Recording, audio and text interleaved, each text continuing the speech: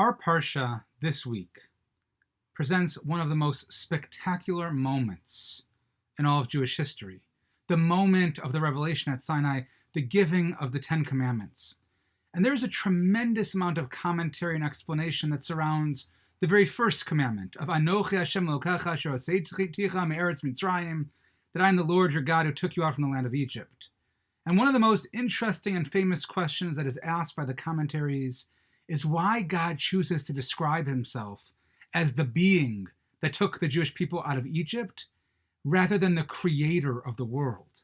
And on its head, when we think about God's quote-unquote accomplishments, while the exodus from Egypt is nothing short of miraculous and impressive and unbelievable, but when you compare it to the creation of the world, yesh mi'ayin, something from nothing, it's really hard to compare.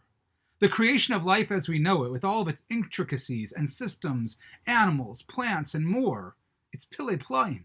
There are simply no words for it. And so why does God choose to refer to himself as the God that took us from Egypt and not the God that created the world? And so the Ibn Ezra famously asks this question and suggests that God purposefully mentions the Exodus because every single member of the Jewish people, the entire nation, experienced those miracles firsthand. And because of that, each and every one of them could relate to the manifestation of divine power through that event and moment. But on the other hand, God's role as creator can really only be understood in its highest form by those who probe the natural world and those who master the sciences, which ultimately testify to the infinite wisdom of all of creation.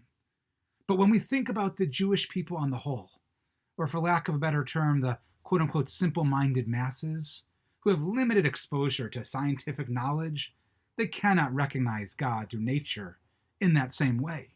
And so therefore, Yetziat Mitzrayim, the exodus from Egypt, which was experienced by all, and so therefore God specifies this event in order to convince the entire nation to submit to his authority. But I want to share with you perhaps another way of looking at this, a different answer and approach to this question.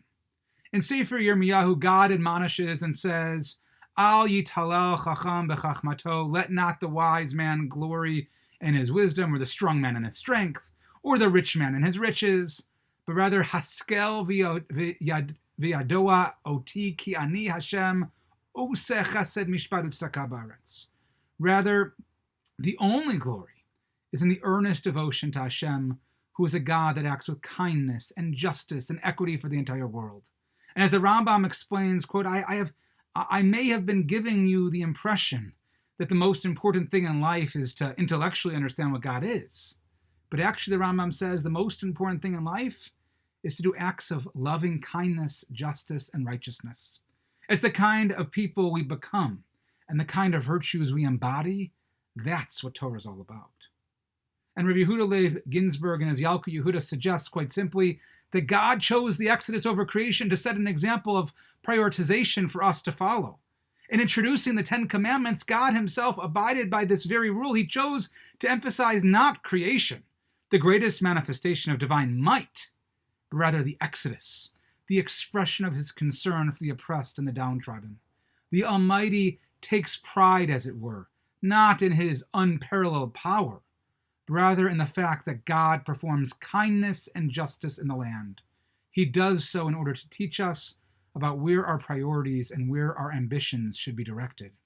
And for so many of us, we think about what we can create in this world. We ask ourselves, how can we be creators and partners with God? But in truth, that's not what God asks us to prioritize. Our focus mustn't be inwards on what we hope to accomplish, rather on how we can help others through acts of chesed and kindness. And of course, we must continue God's work of creation, of building and developing the world, but our foremost priority must be continuing the work of the Exodus, looking out for those in need and caring for those experiencing distress, because this is what God desires. And maybe, just maybe, this helps us understand another interesting question as to why the entire first half of the Parsha has nothing to do with the giving of the Ten Commandments. Despite the fact that the moment of revelation is so important and so big, the Torah includes in this Parsha the story of Yitro's visit and his advice to Moshe about setting up a court system, specifically because it serves as the perfect introduction to Matan Torah. As Rav Aaron Levine explains, what Yitro helped Moshe uncover was a fundamental flaw in the behavior of the Jewish people. You see, the Jewish people were asking Moshe questions in all areas of Jewish law to find out what to do, to be partners with God in living and building this beautiful world. But when it came to issues of Ben Adam L'Chaviro, issues amongst mankind, the Jewish people would wait until they got into a disagreement with someone else, and then they would go to Beit Din. Then they would go to the courts. And instead, Yitro encouraged Moshe to be proactive in teaching people how to treat others with dignity and respect through the establishment of the lower courts to handle these cases when they happened. And Baruch Hashem, our community lives by this ethos each and every day. We commit ourselves to working with others respectfully, to being kind to one another, to performing acts of chesed for each other, and to caring for those most in need. This is the message and the priority from our Parsha, and understandably, it's the focus of the very first commandment given by God at Sinai. And so may we all find the strength to live up to it, to model it for others, and to truly follow in God's footsteps as an Oseh Chesed Mishpat Utzedakah Ba'aretz, as we act with kindness, justice, and equity for the entire world. Shabbat Shalom.